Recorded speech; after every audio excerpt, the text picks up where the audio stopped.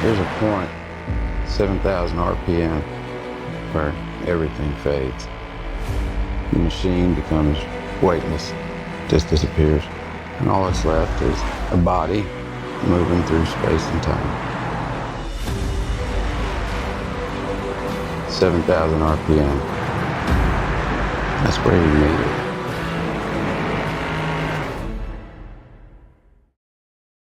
Welcome back everybody to another video of iRacing. Today we are going to be racing the LMP3s and Spa Francorchamps, just like you guys saw in the beginning of the video. Before we do start, I just want to remind everyone this is my second video of my channel, so I'd highly appreciate support. Make sure you like and subscribe. Now let's go ahead and focus into the race on the bus stop chicane, patiently waiting for the green light and always cautious about turn 1. As we're heading into the straights, the lights go green now and we're actually not having the best start. We don't get the best start here, but it's not the worst either. Heading into turn 1, I get a very late move on this guy, and it was pretty risky. At the end of the day, we still got a position, and we still got it done just fine. As we go into right here in my perspective, definitely some aura gain there. Managed to do it without locking up as well. Now, on the Camel Straight, we happen to be stuck behind 2 cars here already battling for a position. Heading down into Les Combes, I end up oversteering cold tires, which causes me to completely lose control of the car, and now I'm in the sand trap. As I desperately try to get back on track, try to catch back up with the pack, and I give just enough space to the Mustang and the Mercedes here. As we're exiting Les Combes, the Mercedes in front of me just happens to also have the same issue. Now we're heading down with the Mustang onto what I think is one of the slowest turns in Spa. After the guy in front of me had a interesting rejoin on track, he wasn't quite done after applying tremendous amount of brake pressure. If you can't tell, I was quite frustrated about what just happened. After a very sloppy lap 1, we're now on lap 2, and we finally managed to catch up to some of the cars of the pack. Back into the slowest turn of Spa, we see one of the cars there go very wide as we're now behind the Ferrari LMP3 team. We're now back into the turn where we previously had our accident, and I go 2 tires off the grass here since I had nowhere else to go, which kind of ruins my exit. Heading down into a double gauche, almost side by side with the Ferrari, but we try to go for the switchback as we get a bit of contact there with them.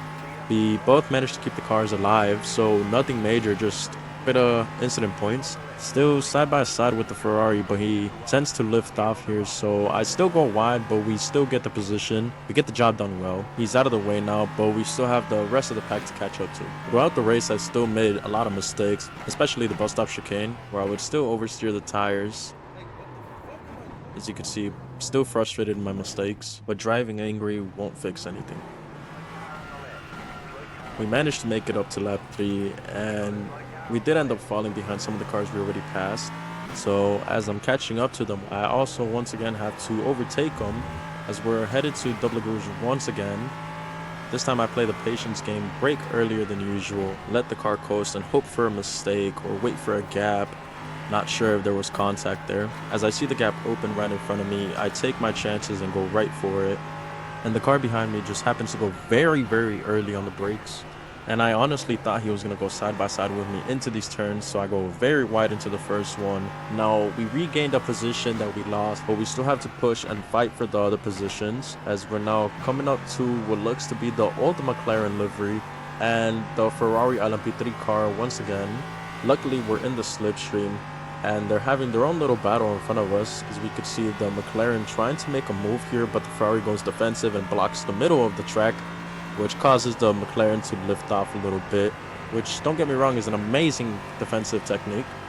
Heading into the bus stop chicane, the McLaren brakes very early, and then the Ferrari goes very late on the brakes, which locks up right in front of us, and I get a bit spooked there.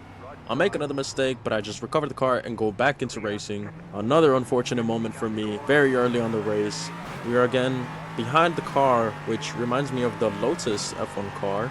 And correct me if I'm wrong, I believe it's from 1985 or 1986. Come down into turn 1 again, we get very close on the rear bumper of the Lotus car, building up my incident points one by one, headed into a Rouge, finally the first time we see it in this video, I believe. Now, I make the dumbest mistake of trying to go side by side up a Rouge, which typically doesn't work, so I lose all my momentum on the exit of a Rouge. onto the Camo straight. We still have the slipstream, so we're still going to close the gap little by little. We tuck behind for a little bit, take a quick peek to see where we're at on the track, tuck back in, heading into Lecombs. But the car in front of me calls timeout, stays on the brakes, and I get very close to him. Turn in! What are you guys doing? Hopefully it gets better.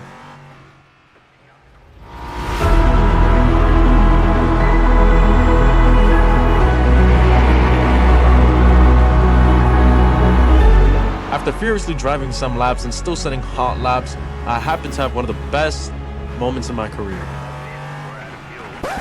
Yeah, with 3 laps left of racing, my race couldn't get any worse. Yeah, you could see the disappointment in my face, but it wasn't over. You've been disqualified for too many incident points.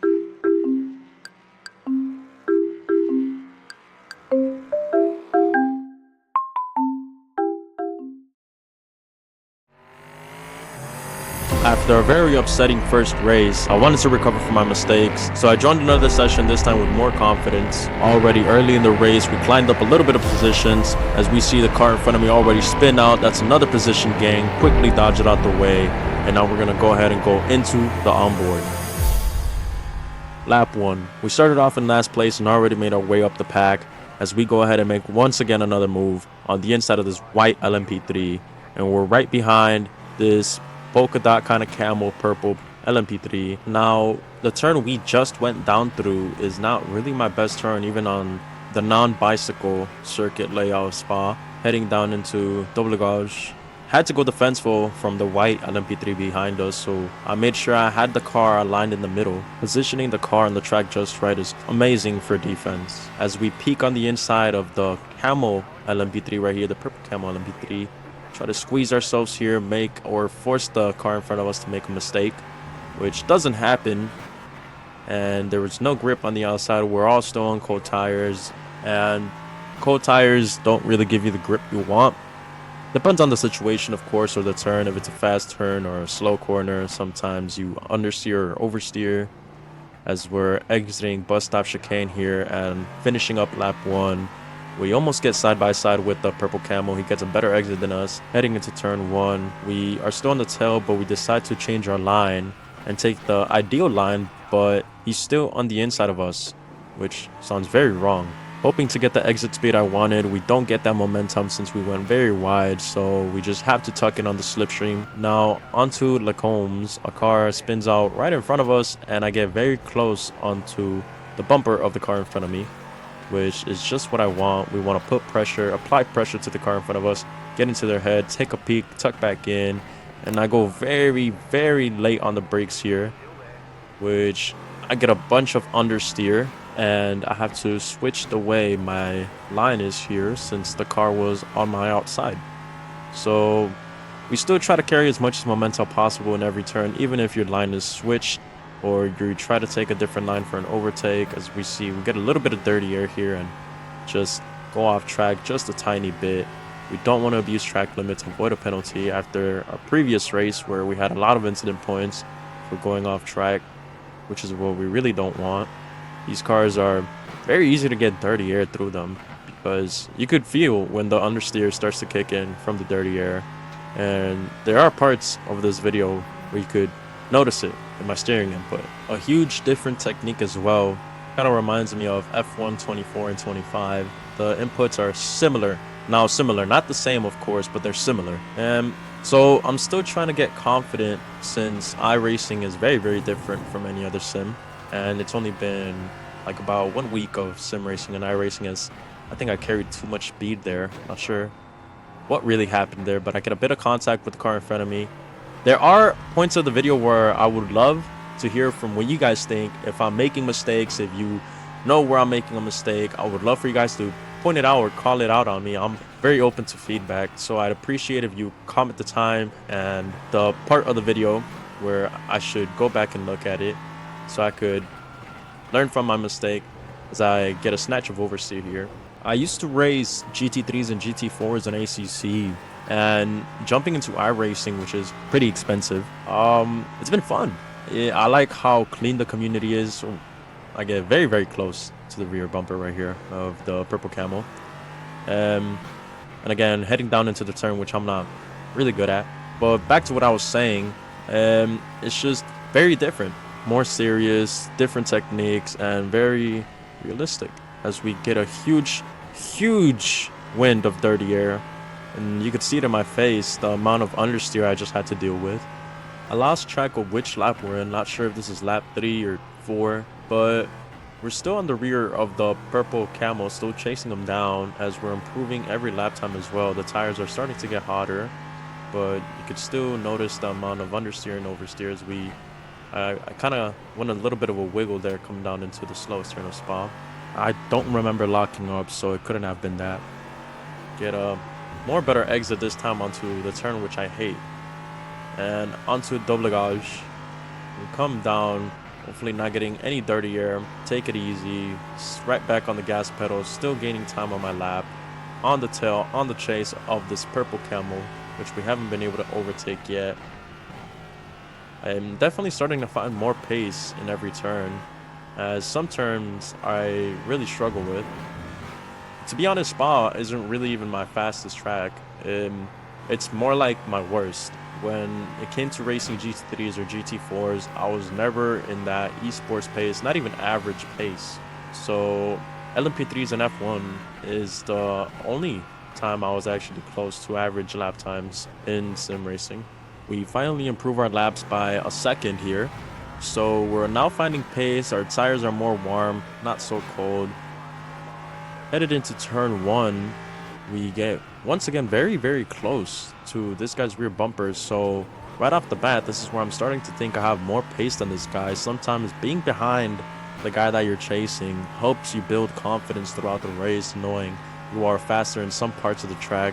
So sometimes that's very helpful, just to see where you're losing time, where you're gaining time. But at the same time, we still have to catch up to the rest of the pack. This isn't my only battle. I still have to find more pace and fight with the rest of the grid, as I'm just chilling here on the Camel Straight, tucked in on the slipstream, onto Lacombs. I get very repetitive sometimes, which I forget to not be repetitive here.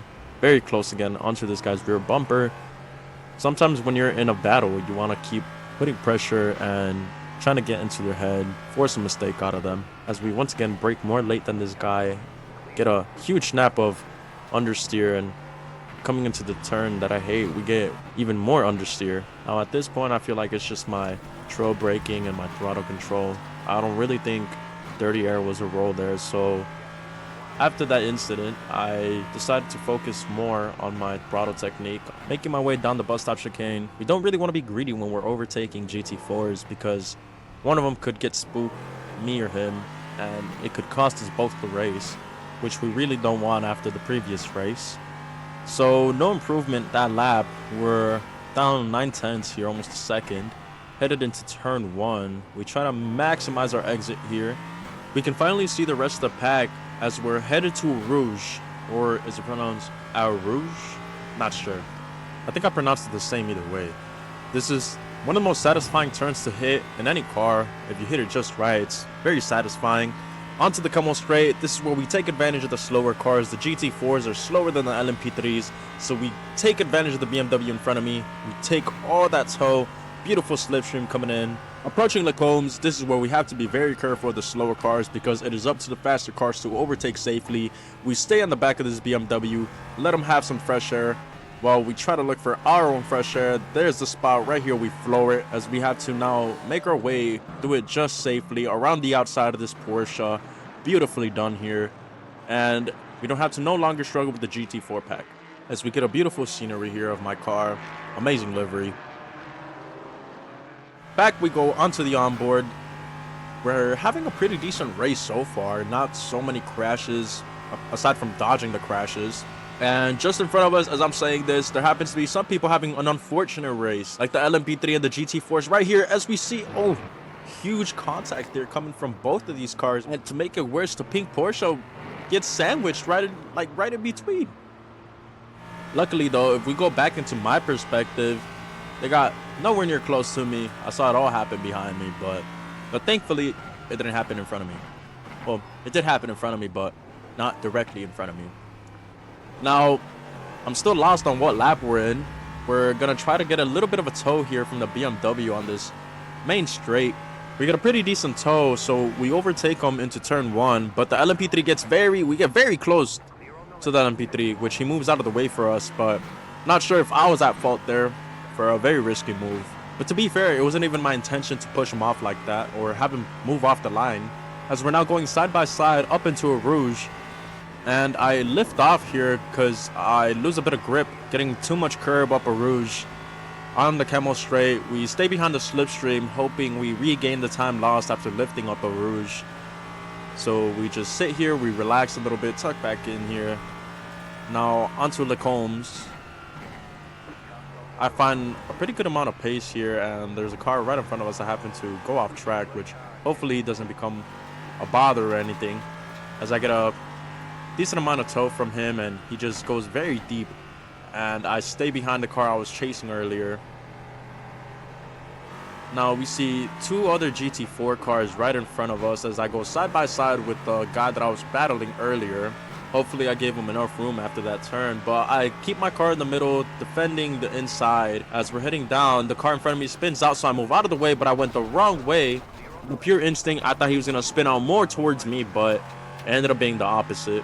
So cut back, we go past the GT4s, and the BMW kind of shuts the door on me here, so I had to lift off, overtake him more safely. And then there's another car right behind me who happens to have a better exit since he didn't have to lift off. So I kind of block his run, and now I'm defending the inside here. Keep the car in the middle of the track right about here, and I just give him just enough room so he doesn't have to go too wide out of that turn. I switch lanes, go back into the middle, and keep the inside on the bus stop chicane. Give him just enough space. Very clean racing, simply lovely. It was beautifully executed. Now we still keep the car in the middle here on turn 1, just to make sure that there's no moves coming into turn 1. And it looks like we finally broke out of that, but he would still have the slipstream after Rouge, so we'll have to make sure to break free. Now the Camel straight is no joke. It's a way to use as an advantage. A lot of people love to slingshot themselves there, especially when they have DRS or other sort of aerodynamics. As you can see me going side by side here, or just wiggling here just to make sure he doesn't get any tow.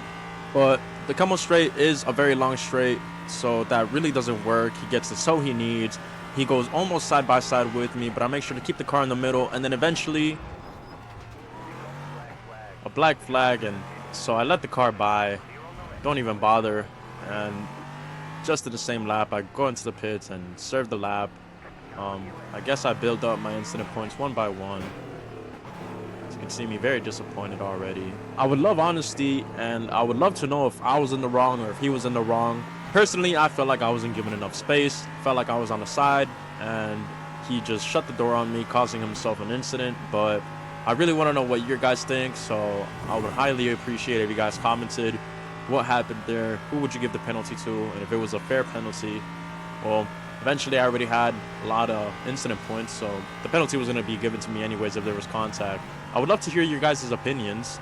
So yeah, as we came out of the pits earlier, we happened to be just behind this looks like khaki kind of car, and we're also behind this BMW as we go 3 wide right here after exiting Lecombs. And now we're side by side with the khaki LMP3. We give him just enough space. We don't want to close the door just yet. We see him right there on the rear view mirror. We go very, very wide and catch a lot of understeer as we're headed down into the worst turn ever, and we almost go side by side here. Thankfully there was no contact. We kept it clean and we keep racing like usual. And we're gonna get a snatch of dirty air for sure, so I make sure to do this just right so we don't get that dirty air and I don't have to do more steering input. Now I trail brake the car just perfectly here, getting the car right on the rear bumper of this guy, and we're actually coming up to the purple car that we happened to spin out earlier. As we see the Mustang right there getting in the way of the khaki car, which almost made me go on the inside of the khaki, but we kept it just clean. We didn't force any moves as we get a better run, and we're now ahead, and we're catching up to the car that we accidentally threw off track after he shut the door on me. Now, this is a pretty long part of the track, so there's not much I could say around here, aside from catching up to the car, which I noticed we probably had a better exit, because we caught up pretty quick there. We have a pretty good exit here, which gets us closer to the car. As we're heading up to Lacombe, we happen to be further away this time, so we probably had a very rough turn 1, as we see the Porsche right there having the corner, but makes the purple car in front of us go off track, which happens to be the camo car that we had at the beginning of the race. And coming down into the slowest turn, he just pushes me completely wide. Not sure if that was from the incident we had earlier, but that is definitely building up my incident points. Not sure if he also remembers me, but doesn't seem pretty happy about what happened earlier. He runs me off track. I still managed to keep the car. No dumb moves coming out of that turn. Now, I'm not sure if this guy was mad or anything, but during the Camel Straight, he just tries to pit maneuver me, which I managed to save the car, but I'm just very confused on what he was trying to do. As out of anger, I just let this guy by. I'm not even trying to fight anything. I'm trying not to get disqualified here after what just happened. It's been 2 pretty rough races already, which I don't want to lose. And coming up here onto the bus stop chicane, the guy just happens to spin out in front of me. And that builds up more incident points. And right here, this is my fault. I do an unsafe rejoin here. And there goes another disqualification after that huge mistake. I hit the sausage curb, bounced my car, and there goes race 2.